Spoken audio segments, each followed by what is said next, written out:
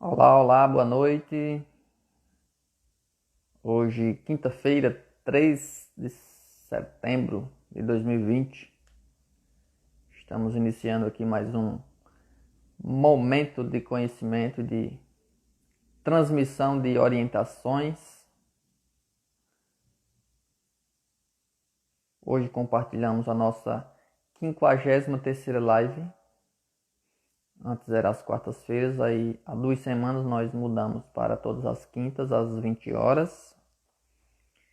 E aqui vamos juntos a cada semana, trazendo algum tema específico, uma campanha, uma sugestão que nos chega. Enfim, o Ednaldo está chegando por aqui, vamos fazer aqui a conexão para que a gente possa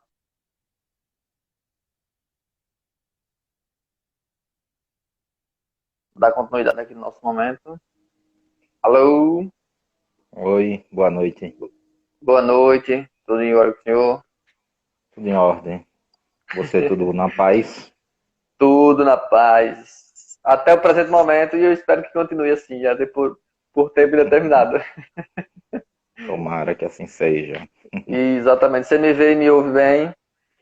Tudo ótimo, perfeito. Oh, muito bem. Então vamos lá. Vou só digitar aqui o nosso tema do momento de hoje. Vamos falar um pouquinho sobre o perfil suicida, como, como é que se constrói esse perfil, como é que identificamos esse perfil e como lidamos com ele também, que é a parte mais prática do nosso dia a dia, é saber como lidar com esse perfil do indivíduo que tem o pensamento suicida, a tentativa, enfim. Então, nós vamos aqui deixar algumas dicas de como identificar, de como, né, entender o porquê que se construiu esse, esse perfil e como lidar com ele, que é o mais importante nesse momento. Então, né, de antemão, vamos.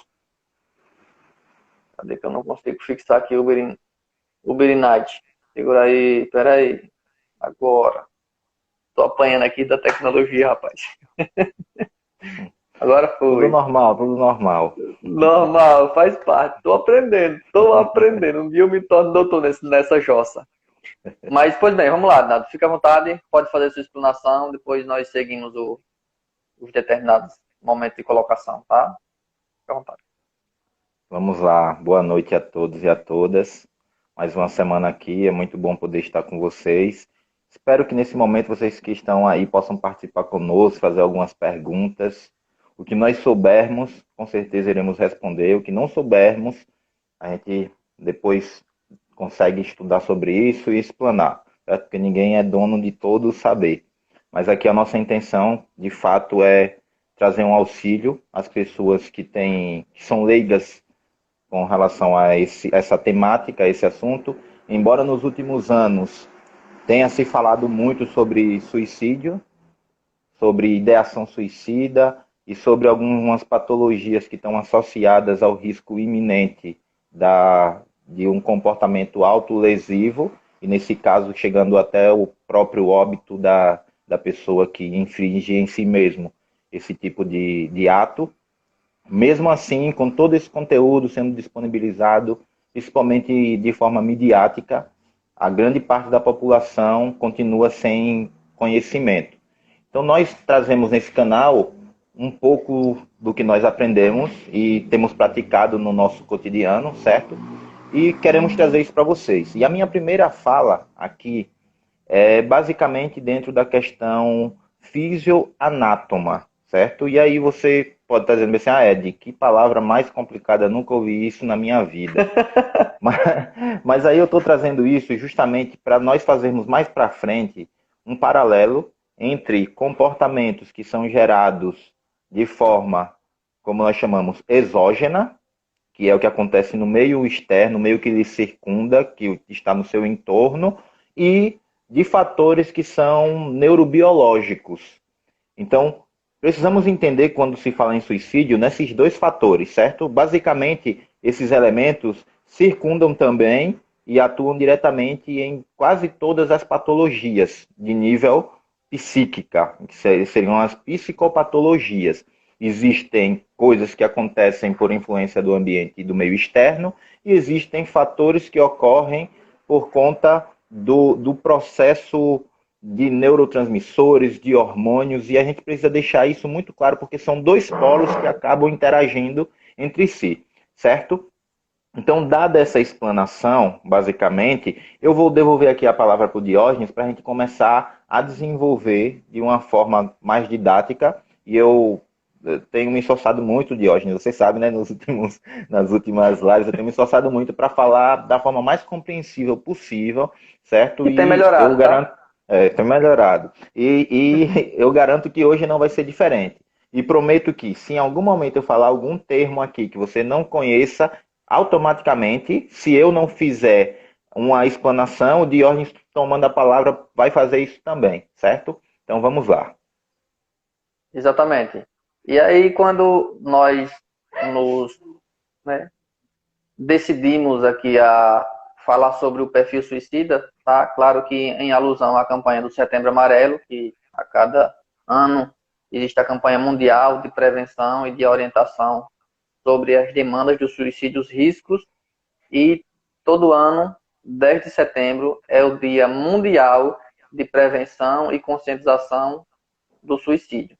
E aí hoje nós vamos falar sobre um pouco diferente, não só de estatística, tá? Depois a gente até pode pincelar um pouco sobre a estatística mundial, nacional, do Estado.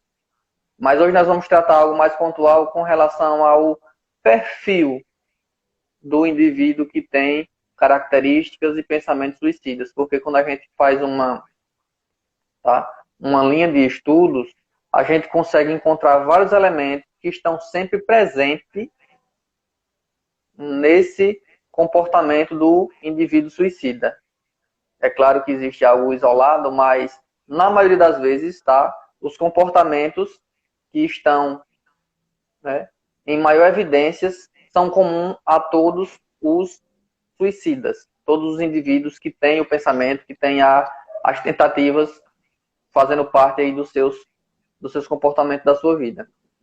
Então, quando a gente traz aqui o quesito perfil suicida, entendam que cada indivíduo, ao longo da sua vida, tem tendência a desenvolver determinadas habilidades e determinadas condições que são íntimas e que são particulares.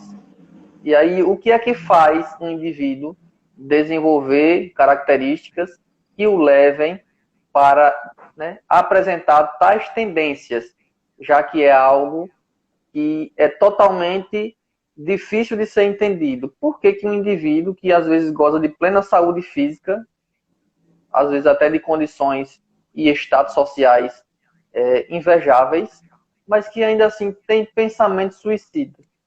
Por que que esse perfil se desenvolve? E aí, entenda que são uma série de fatores. Na maioria das vezes, tá? Na quantidade massiva mesmo, geralmente em estatísticas aí se pode falar de 90% desses indivíduos que cometem ou que tentam, nem todos que tentam cometem, tá? Existe uma grande quantidade aí que não consegue concluir o ato, mas em todos que tentam, 90% está sempre atrelado a alguma doença mental grave, né? Tais depressão, que é a mais comum, esquizofrenia, bipolaridade, dentre outras. E aí imagine, por que que essas doenças, né, estão geralmente presentes? E aí tem outra pergunta que vem dentro dessa. De onde vem esse adoecimento desse indivíduo? Tá? E aí o perfil desse suicida geralmente está muito parecido lá na base dessas doenças. A maioria dessas doenças partem, né, de princípios muito comuns que a gente vai desmistificando aqui, deixando mais claro ao longo das nossas falas. Mas todas as doenças mentais que representam aí 90% das tentativas de suicídio, 90% dos perfis suicidas, estão baseados em, né, condição genética, boa parte delas, o restante aí, situações adversas, tá? Ou seja, muito sofrimento, tais como negligência, abandono, violência, seja física, psicológica ou sexual, tá? E aí, todos esses elementos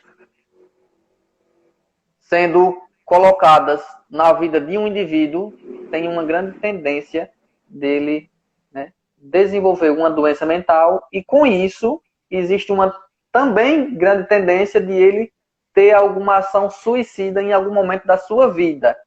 Muito embora existam idades em que, né, é visível que isso está mais presente, mas a gente consegue visualizar, e ao longo dos estudos das estatísticas, e que o suicídio existe em todas as classes sociais, em todas as idades e em todas as culturas. Muito embora tenha algumas que são menos intensas, mas a gente encontra relatos de todos os lugares em que existam gente e que adoeçam. Tá? Vai lá, Adinaldo, por favor.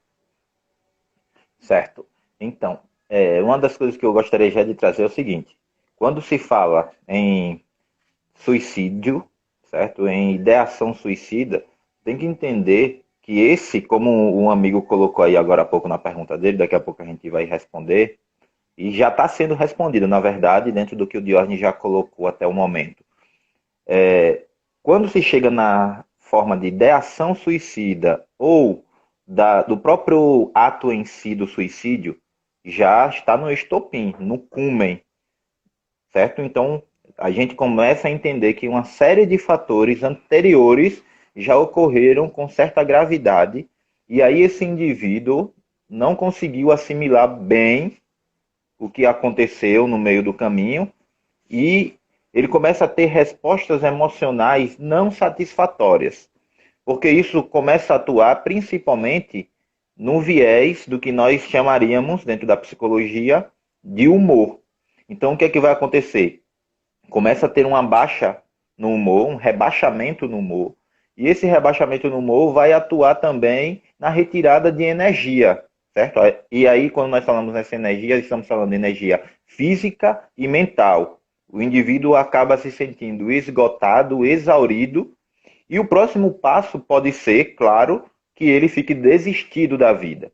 Só que, com a falta de assimilação daquele conteúdo externo, que está o tempo todinho gerando controvérsias na sua forma de perceber o mundo, de receber aquela situação, vai desenvolver nele essa resposta emocional que pode fazer com que uma parte específica do cérebro no sistema emocional, sistema límbico, que nós chamamos, dê uma resposta dizendo assim: olha, você vai agora se matar.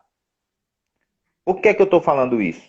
Porque quando nós falamos naquela questão que eu disse logo no começo de fisioanátomo, é justamente da anatomia cerebral com o funcionamento do cérebro, do sistema nervoso central. O que é que acontece? Existe uma partezinha lá chamada amígdala cerebral, que é ela a responsável por fazer com que o indivíduo tenha um gatilho para a visão suicida. Por que que isso acontece? Acontece porque essa parte do cérebro já recebeu uma informação de uma outra, que é a parte órbito frontal. E o que é que ocorre dentro do órbito frontal e manda essa mensagem?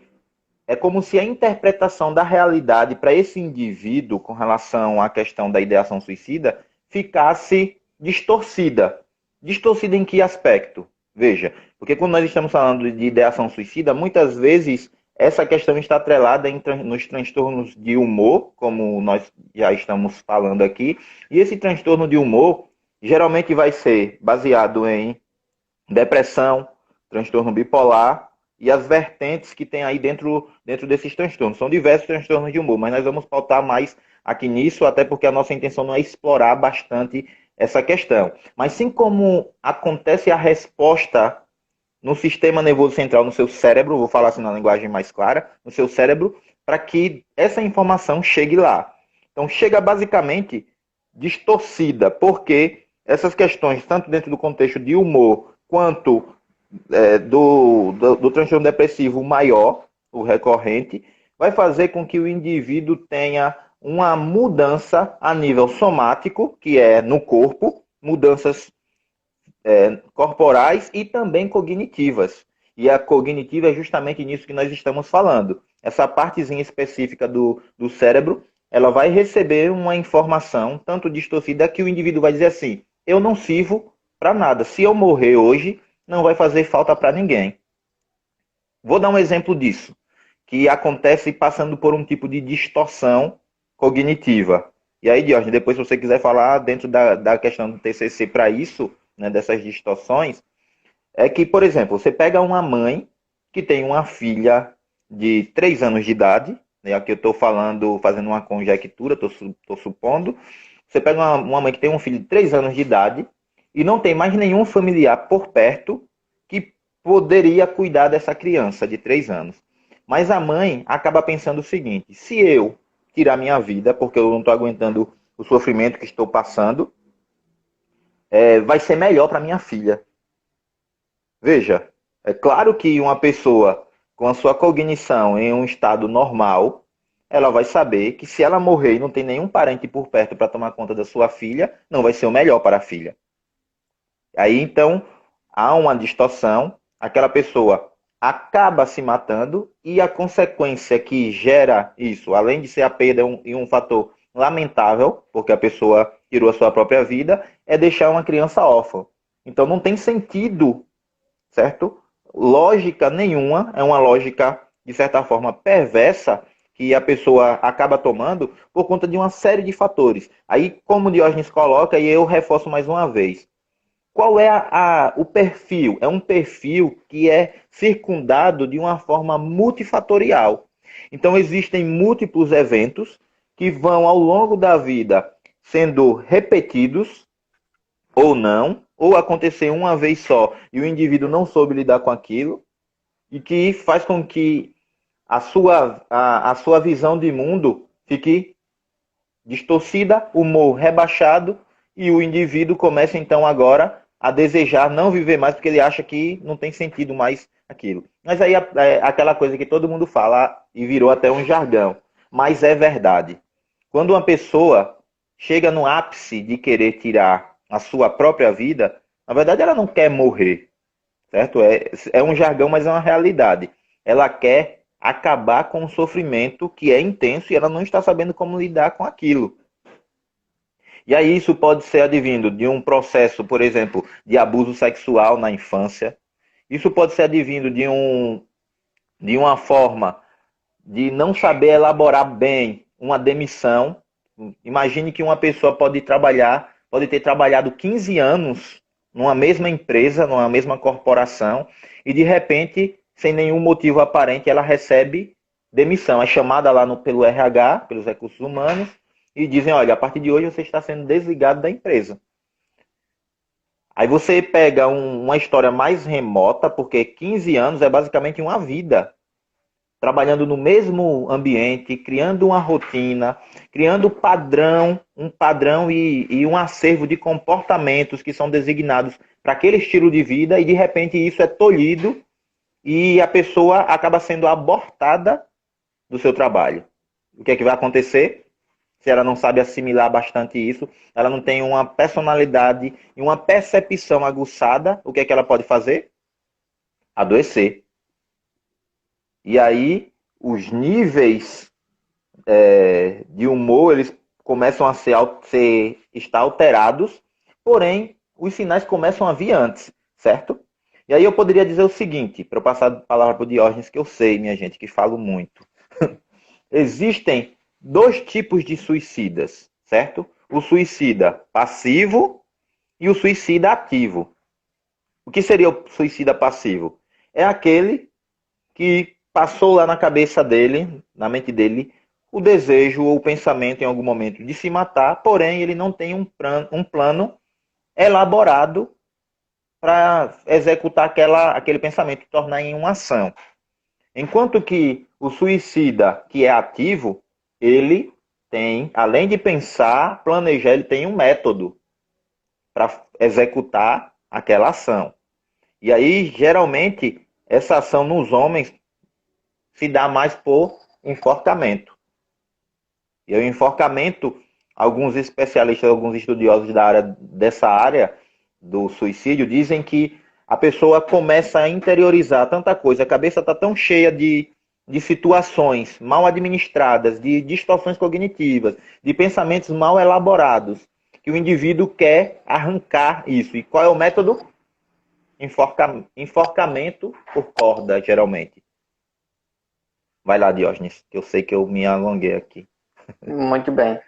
E aí, né, só para concluir aqui a resposta da pergunta do Tiago, que foi uma pergunta muito boa, por sinal, um belo questionamento, né? Por que acontece esse estopim, né, numa condição de vazio? Por quê? Né? Nesse perfil suicida se encontra uma condição de ambivalência. O que é isso? São dois polos que perturbam a cabeça desse indivíduo praticamente ao mesmo tempo. Ora, ele consegue, né, pensar na vida, ora ele consegue pensar na morte. Só que, pelos fatores, tá, fisiológicos e psicológicos que se encontram nesse indivíduo por conta de toda alteração do quadro clínico, e em 90% dos casos está presente, todo esse funcionamento tem como base dos sintomas o pensamento, a ideação suicida. Como é que se dá isso? Imagine que, diante de uma doença, diante de uma febre, o que é que apresenta em mim? Geralmente, um tipo de infecção, né? Um tipo de inflamação em uma determinada área, e por conta disso eu tenho a febre. O que é a consequência fisiológica da febre que se apresenta? O calor intenso. Tá? E aí imagine que na doença mental, na maioria delas, a alteração existe, tá? Na condição neurológica. Os neurotransmissores que o meu cérebro produz não são os mesmos de que um ser humano está em plena atividade normal, que seria, né, melatonina, noradrenalina, endorfina, serotonina, enfim, várias ninas que são aí presentes no dia a dia de quem toma sol, de quem faz atividade física, de quem exerce algo com prazer, de quem conversa, de quem se diverte, de quem dorme, de quem se alimenta. Tá? Esses são os neurotransmissores produzidos pelo meu cérebro numa condição de normalidade. Só que por o meu cérebro estar, né, desorganizado devido ao quadro clínico, ele produz muitos, né, outros transmissores que não são adequados e que não me fazem sentir-se confortável. Geralmente ele me produz muito, né, cortisol, eu fico o tempo todo estressado, exaurido, desgastado, né, literalmente impaciente, e são outros sintomas que vão sendo apresentados de modo simultâneo no meu quadro clínico. Um desses sintomas da doença psicológica é o pensamento suicida. Por quê?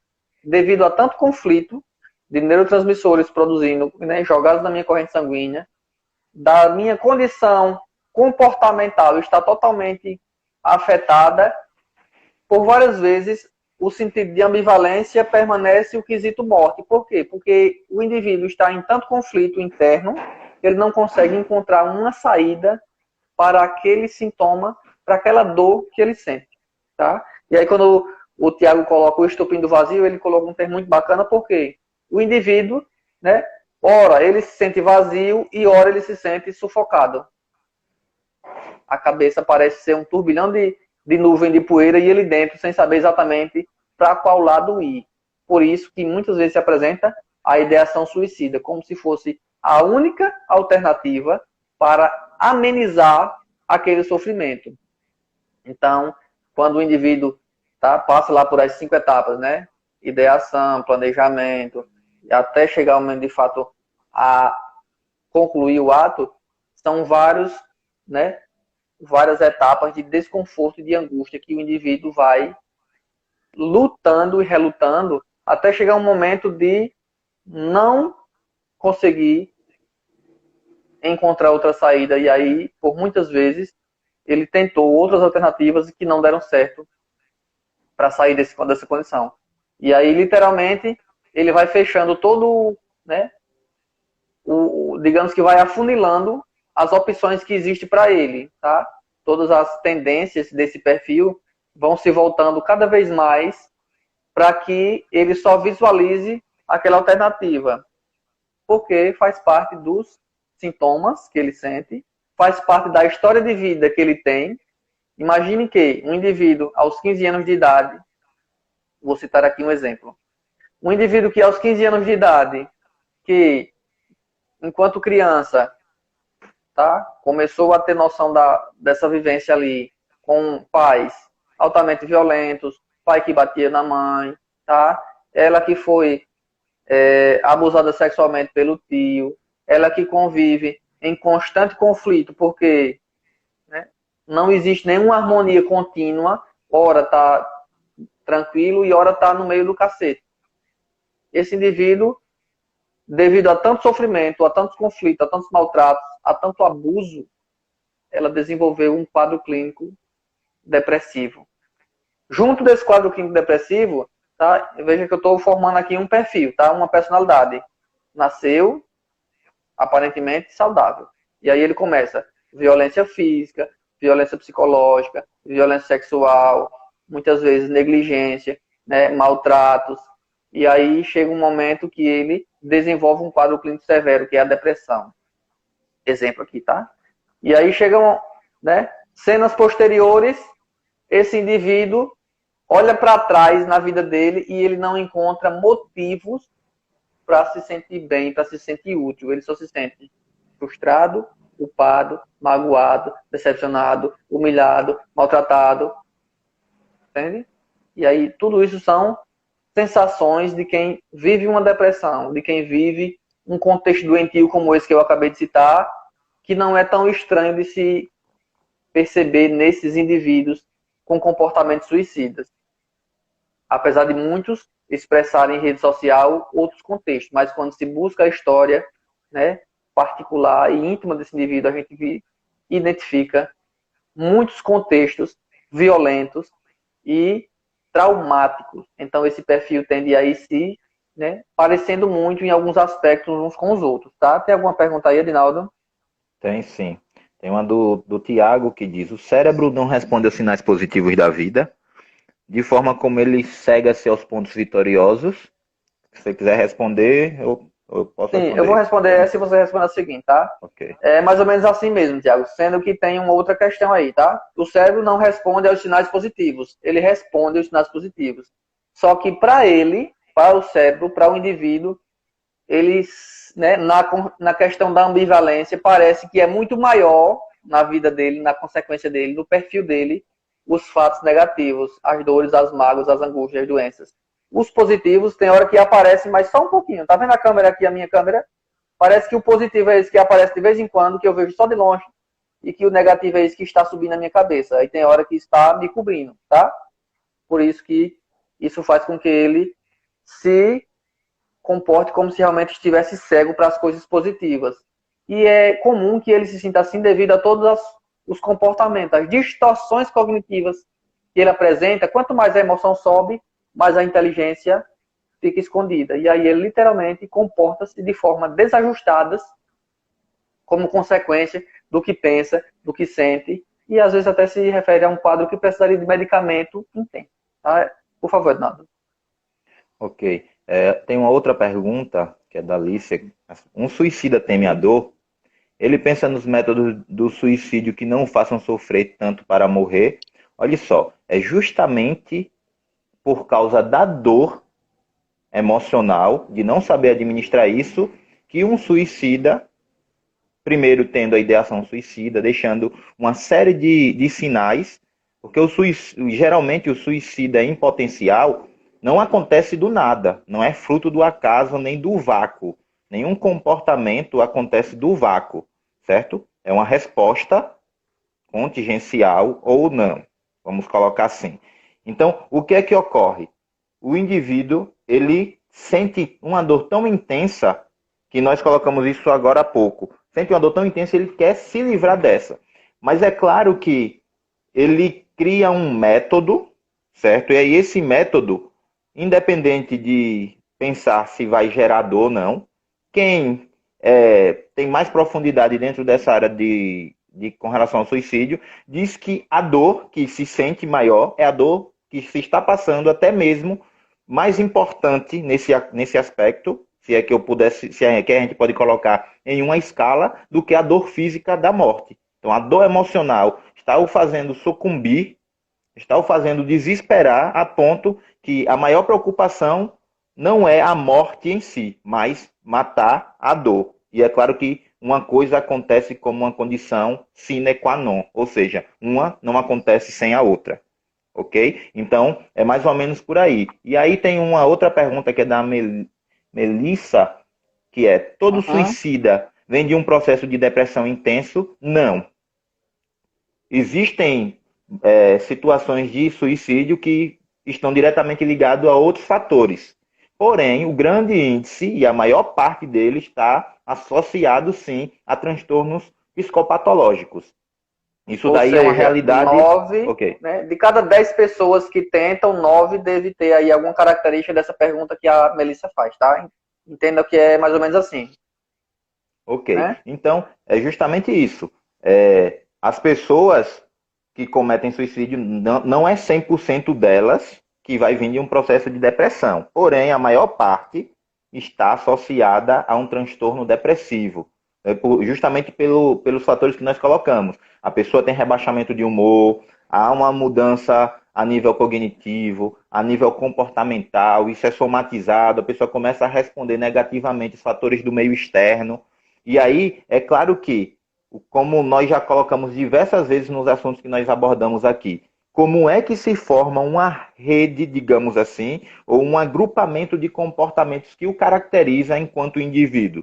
É um somatório de tudo aquilo que você vivencia, desde o momento intrauterino até o momento da concepção, primeira infância, fase pré-escolar, adolescência e adulto. Mas é claro que existem pessoas que acabam cometendo suicídio ou tendo ideação suicida na adolescência, ou até mesmo fatos bem gritantes com crianças, certo? Mas uma coisa aqui com relação ao que foi colocado, de toda pessoa que se suicida vem de um processo de depressão intenso, não. Uma coisa não está totalmente relacionada com a outra. Existem outros fatores que podem ser estressores e acabem provocando esse tipo de situação.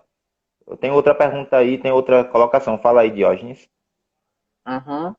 Exatamente. E aí, de acordo com o que a André, deve ser André, possivelmente, ela coloca: eu tinha um aluno de 4 anos que era muito agressivo. E não, os 2 irmãos menores também.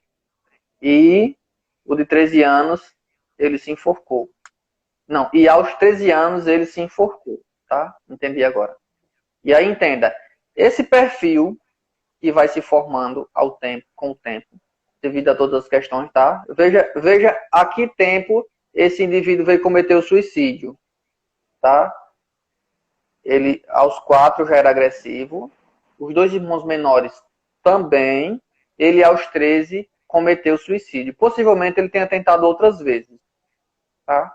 Nós não conseguimos aqui precisar qual é exatamente o quadro clínico que ele tinha, mas com toda, né, com toda certeza, nesse caso dessa família, existe ou existiu, né, uma condição de sofrimento intenso para esses filhos ou para essa família de modo geral. Pode-se investigar, pode-se buscar evidências de como era, se existia violência física, psicológica, sexual, se existia extrema, né, imposição severas de comportamentos. Né? Pode observar se já existia um histórico familiar de suicídio, se já existia um histórico familiar de doença mental. Tá? Pode investigar que vários desses aspectos que eu acabei de citar estão lá presentes nesta família. E aí imagine que essa condição, tá, de perfil, quando ela vai se complicando com o tempo, devido a todo o histórico, ele vai sendo visualizado, principalmente na nossa condição atual, pelas redes sociais. Todo indivíduo que usa rede social e tem sofrimentos, ele expressa lá sofrimentos. Se um indivíduo acorda feliz numa segunda-feira de manhã, ele vai postar coisas felizes que fez no final de semana. Se ele acordou triste pensando em tirar a vida na segunda-feira, ele vai postar alguma coisa de desistência, de desmotivação e colocando sempre frases de que não vale a pena continuar. Tá? Se o indivíduo está apaixonado, ele vai postar fotos de amor, frases, as famosas indiretas. Tá? Então, nesse perfil suicida, existem muitas evidências que se percebe né, no dia a dia de alguém que externaliza suas próprias dificuldades. E aí, inclusive, nessa semana, se não me engano, segunda-feira, alguma coisa assim, ou terça, nós tivemos um caso lá em Palmeiras dos Índios de um cidadão que cometeu suicídio. Se não me engano, ele tinha 27 anos. E, né, assim, muito conhecido, muito, né, popular nas redes sociais, inclusive. E aí acredito que boa parte das pessoas que nos assistem nesse momento tiveram acesso ao texto que ele deixou na rede social também, tá? Eu tive acesso porque foi compartilhado em outros grupos, mas depois eu até tentei pesquisar o perfil dele, mas era bloqueado, era restrito. Visitantes que não eram seguidores não conseguiam ter acesso ao texto. Mas quem tiver oportunidade ou que de repente queira entender qual foi o texto que ele deixou, né, fala comigo que depois eu mando para você. Ele deixou um texto lá, né, relatando o conflito interno que existia naquele indivíduo popular, da condição midiática, né, da festa, da farra, da diversão, de tudo era,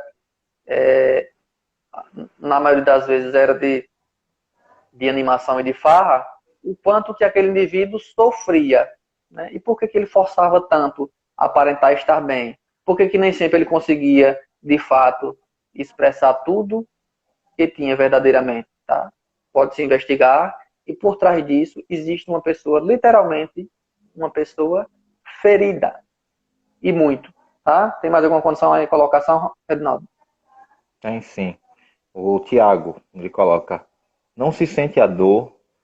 Eu não sei se essa primeira parte, essa parte do texto foi, ele colocou exclamação, não sei se seria uma pergunta, mas ele coloca assim, não se sente a dor, não se sente arrependimento na hora do ato de suicídio. Eu acredito que essa parte seria uma pergunta. Não enxerga nenhuma das consequências para quando a crise do alto pico consegue gerar a força do impulso para fazer tal ato. Não, se for pergunta, eu vou responder como eu trouxe no início, certo? Aí, infelizmente, Diógenes, eu não vou conseguir fugir da questão neurobiológica para responder isso. O que é que ocorre, Tiago? Eu vou falar aqui dentro da questão da neurobiologia, da neuropsicologia, campo da neurociência, certo? Eu coloquei no início, e como nós temos sempre falado, que nenhum comportamento, e principalmente psicopatologias, ocorrem por uma forma única. Então, existem fatores que são múltiplos, e aí a gente poderia denominar aqui multifatorial, justamente por se tratar de múltiplos fatores. E aí nós já falamos uma porção desses fatores que podem ocasionar, desde a ideação suicida até a própria concepção do ato do suicídio. Só que nós temos que entender que o ser humano ele é um composto bioquímico, certo? E o que nós respondemos fisicamente e em termos de comportamento, existe uma porção de neurônios e de hormônios e de fatores internos que não são visíveis, que não são palpáveis e que não podem ser vistos a olhos nus, mas que existem e que regem o ser humano. Então, o que é que ocorre? Quando eu falei lá no começo sobre a questão da amígdala cerebral, que é o tipo de gatilho que desperta o indivíduo, principalmente se ele for um suicida do tipo ativo para cometer o ato. Veja, nós estamos falando de uma região que é a amígdala cerebral, que está ligada à parte emocional. Existe um sistema no cérebro, um sistema nervoso central chamado sistema límbico, é o sistema das emoções. O sistema límbico e as emoções, eles não atuam independentemente da questão cognitiva, certo? Eles se complementam, existe todo um complemento entre todas as áreas cerebrais, todas as áreas corticais, subcorticais, atuando para que o indivíduo tenha algum tipo de comportamento. Então, o que é que ocorre? Como eu disse, essa amígdala cerebral, ela é um tipo de gatilho para que o indivíduo, para dizer assim, olha, a coisa não está muito legal aqui, eu estou com o humor rebaixado, as coisas não estão funcionando do jeito que eu esperava, a minha família me deu uma educação péssima, eu fui abusado ou abusada sexualmente pelo meu pai, o emprego que eu tinha, perdi, as pessoas no meu trabalho me humilham, na faculdade ou na escola eu não tenho uma condição de absorção de elementos de estudo satisfatório. Então, existem múltiplas formas. O que que acontece? Existe essa área que eu disse, que é órbito frontal, que é no córtex pré-frontal, nessa partezinha aqui da frente, que vai receber algumas informações e, ao mesmo tempo, vai receber, que são duas áreas, né? Órbito frontal e ventromedial. Só que existe uma outra areazinha, você não precisa gravar esse nome, eu só quero explicar para que vocês entendam de forma bem coerente. Existe uma outra área chamada dorsolateral, que essa área é responsável por fazer com que você tenha escolhas. Só que você vai escolher as opções que lhe são viáveis. Um exemplo disso, você vai fazer uma prova na faculdade, na escola, sei lá, você vai fazer uma prova. Lá na prova é uma prova objetiva, então existem múltiplas escolhas. Vamos supor que lá tem a opção da A a E. Então você vai ter que escolher uma dessas para responder. Então, uma vai estar certa e o restante vai estar errado, logicamente. O que acontece? A parte dorsolateral vai fazer com que você escolha uma dessas áreas, mas você só vai escolher uma dessas opções, desculpa. Você só vai escolher a opção que está presente. Não tem como você escolher uma opção que não está presente. Então, basicamente, fazendo uma analogia, é isso que ocorre com a questão da ideação suicida. O indivíduo, através desses fatores que eu falei aqui, da influência do órbito frontal, do ventromedial, do dorso lateral, ativando lá a amígdala cerebral, vai lançar para o indivíduo uma informação de que as coisas não estão indo bem. Mas veja, quando essa informação chega à amígdala cerebral dessa forma, ela já chegou com uma distorção. Por quê? Porque na mesma pergunta que o Tiago fez lá atrás, perguntando se o cérebro recebe influências positivas do meio, é justamente essas influências que vêm do meio, que vai ter que passar pela parte sensorial, audição, visão, tato, paladar, olfato, nenhuma informação entra no seu sistema nervoso central se não for por uma dessas vias, certo? O que acontece? A forma como você interpreta a realidade que lhe foi passada pode ser distorcida. E aí, sendo distorcida, órbito frontal, ventromedial e principalmente o dorso lateral passa essa informação para a amígdala cerebral e depois essa mesma informação é passada para a área de execução. E aí, quando se passa para a área de execução, o indivíduo, ele não pensa, respondendo a outra parte, não enxerga nenhuma consequência para quando a crise do alto pico consegue gerar força de impulso para fazer tal ato. Ele não pensa que aquela consequência vai ser errada. É como eu falei no início. Veja, eu estou falando do ponto de vista das neurociências. E é claro que se a gente pegasse aqui algumas abordagens da psicologia, poderia explicar esse mesmo fenômeno de uma forma diferente. Mas aí eu estou explicando do ponto de vista das neurociências. E o que acontece é que há uma distorção, e aí o indivíduo ele acaba enxergando na frente dele somente essa opção. Veja, é uma distorção. É bem parecido com o fenômeno do vício em drogas. Não é a mesma coisa, certo? Entenda isso, é bem parecido. Parecido em que sentido? O indivíduo, ele entra num momento da vida dele, que há um ciclo de prazer ali sendo alimentado. Veja, não é a mesma coisa. Estou fazendo um paralelo.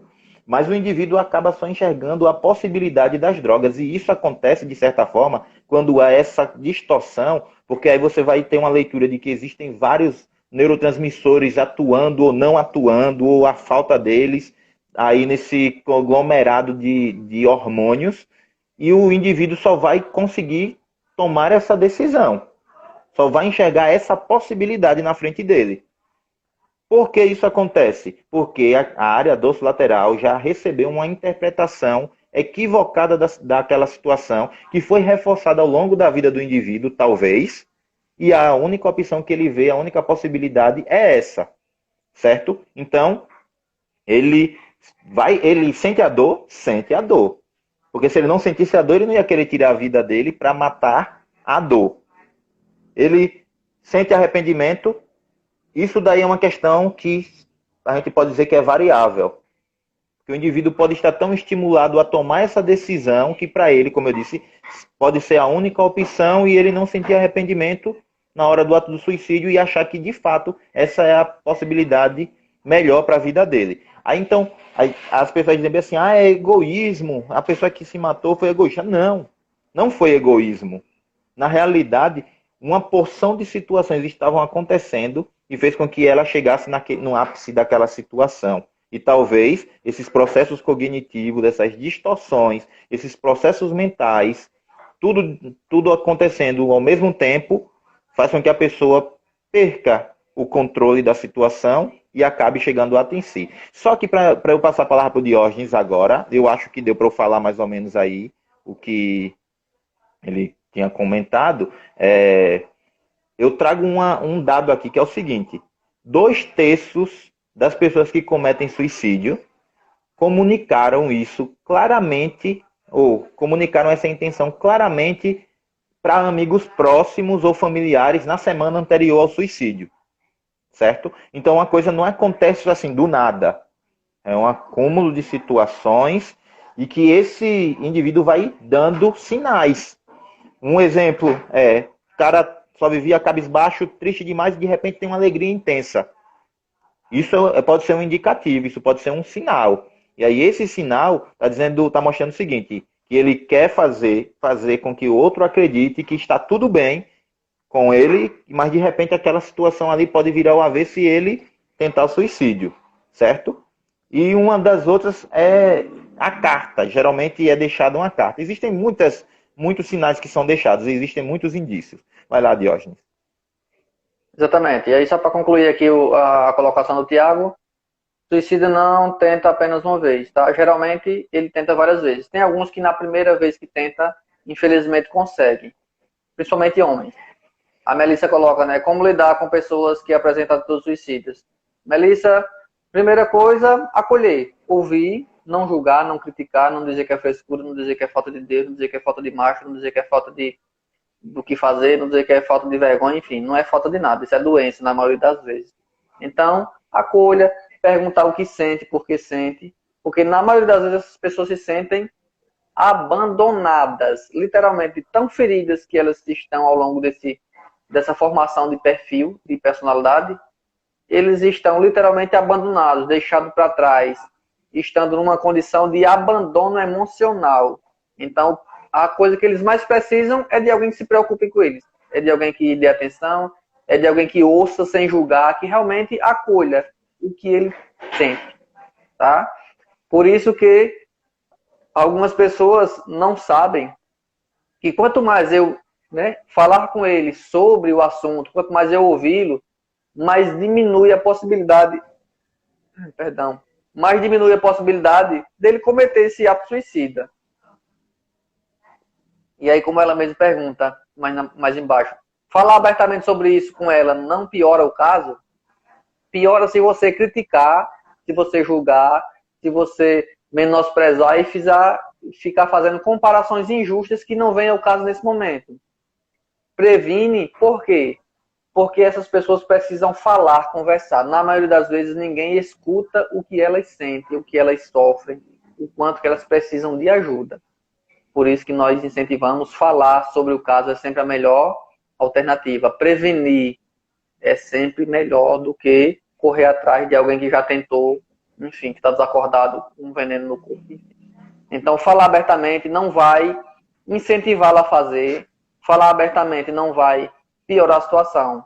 Você vai, pelo contrário, você vai permitir que ela desabafe, que ela fale, que ela coloque o que sente, que ela expresse as angústias e que ela perceba que alguém se preocupa com ela e que dá ouvidos. Porque 99% das primeiras fases que se ouve de alguém que está em tentativa de suicídio é dizer: ninguém me dá atenção. Entende qual o nível de abandono que essas pessoas se sentem emocionalmente? E aí tudo isso tende a ir piorando. Por quê? São coisas que ele não consegue ter domínio. Tem dias que está menos intenso. Mas quando tem algum episódio em casa ou na escola e a deixa ainda mais vulnerável, isso piora e intensifica ainda mais o seu sofrimento, tá? Lembra o exemplo da agora há pouco? Quanto mais esse sofrimento aumenta, mais eu perco o controle, porque eu fico totalmente soterrado das minhas próprias angústias e das minhas dores. Raramente, nesse estágio, o indivíduo vai conseguir gerenciar-se sozinho. E aí, quando você pergunta o que fazer, primeiro, acolher. E segundo, direcionar para um profissional que saiba, né, dar sequência em um tratamento. Por quê? Geralmente, essas pessoas precisam de medicamento por um período. E precisam também de psicoterapia. O indivíduo sendo medicado, sendo, né, psicoterapeutizado, ele tem 90% de chance de não cometer o suicídio. De cada 10 pessoas que estão em risco, se as 10 forem ouvidas, somente uma, em algum momento, poderá tentar depois, devido a algum tipo de recaídas, o que é normal em algumas doenças. Mas, das 10, pelo menos 9 nunca mais tentam, porque são acolhidas, são medicadas, são tratadas. Então, falar, acolher e orientar sempre previne. Tá? Tem mais alguma questão aí a ser... De perguntas, não. Eu queria complementar aqui o que você falou, Diógenes, com relação, principalmente quando se fala de tratamento medicamentoso, que é útil, certo, dependendo da gravidade do caso, porém o remédio em si, somente ele, não resolve. É justamente o processo de psicoterapia que vai fazer com que você saiba como organizar as suas ações, certo? O medicamento vai agir a nível químico, fisiológico, porém, na tomada de decisões e na emissão de comportamentos, é através da psicoterapia, e aí eu sempre indico essa questão para casos mais urgentes, a terapia cognitivo-comportamental. Essa abordagem ela é muito eficaz para isso e tem sido comprovada. E hoje muitos médicos psiquiatras já faz atendimento, já encaminha para o TCC, certo? E é muito importante falar sobre isso, porque o que é que vai acontecer? Quando se identifica isso, é enviado para um profissional da área de psicologia, certo? Vamos dizer aqui que já houve lá um acompanhamento com o psiquiatra e foi encaminhado para um psicólogo. O que é que vai acontecer? Um dos fatores muito importantes para essas pessoas que já vêm com histórico de ideação suicidas ou que tentaram e não conseguiram êxito na execução, na conduta lá, é que é feito um contrato de não suicídio e que é renovado a cada encontro. Certo? Então, isso vai trazer para o indivíduo que está recebendo o tratamento a responsabilidade de ter que estar lá na próxima semana, e aí é claro que vão ser utilizadas técnicas específicas da psicologia para tal, e bate-papo de compadre e comadre na esquina ou em casa, me desculpe a linguagem tão chula que eu utilizei agora, não vai resolver a problemática. É por isso, porque a gente escuta muito falar cotidianamente, que diz, fulano me escuta tanto, então ele é o meu psicólogo, é a minha psicóloga. A escuta só em si não significa que você é qualificado ou qualificada para a profissão de psicologia. Existem diversas técnicas, existem diversas teorias, existem diversos procedimentos que você nem imagina, que você passa ao longo de 5 anos só para iniciar estudando, para conseguir lidar com esse tipo de situação. Então é apropriado, sim, que seja encaminhado. Foi identificado, como o Diógenes disse, faz o acolhimento, ouvir é importante, você vai desenvolver a arte da sua escutatória, porém, como você não é a pessoa mais adequada e mais qualificada para tal, fale amigo, amiga, ou tio, tia, sobrinho, sei lá, enfim, você precisa de uma ajuda profissional. E aí você escutando tudo que nós falamos, dependendo do nível da situação, se encaminha para psiquiatra e para psicólogo. E se for primeiro para o psicólogo vai fazer um rastreio para saber o que é que tem acontecido ali, e se for necessário, envia para o psiquiatra faz o procedimento medicamentoso e manda de volta para o psicólogo, certo? É isso, vai lá, Diógenes.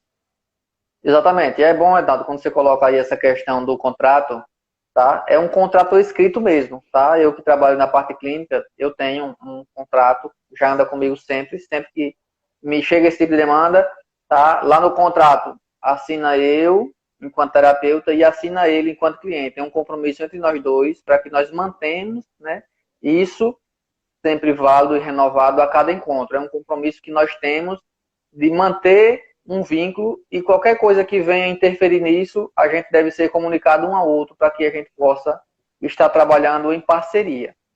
Então, diante de todas essas questões, o perfil vai se formando com o tempo.